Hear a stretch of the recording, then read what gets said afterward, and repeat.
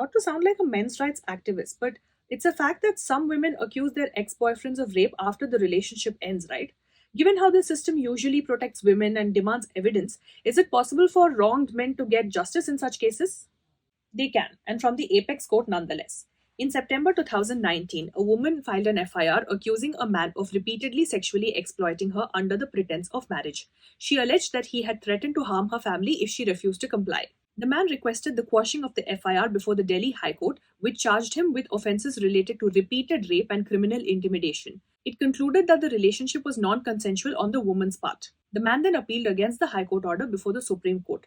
An analysis of the FIR revealed that the man and the woman had been in a relationship between 2017 and 2019. While the woman alleged coercion, she had continued the relationship without filing any criminal complaint during that time, suggesting voluntary consent. The apex court observed that there was no evidence that the man had made a false promise of marriage at the outset of the relationship. Both parties, being educated adults, initially intended to marry, but this plan did not materialize. So, the Supreme Court quashed the FIR and associated criminal proceedings and noted that the High Court had erred in its interpretation of the woman's lack of consent.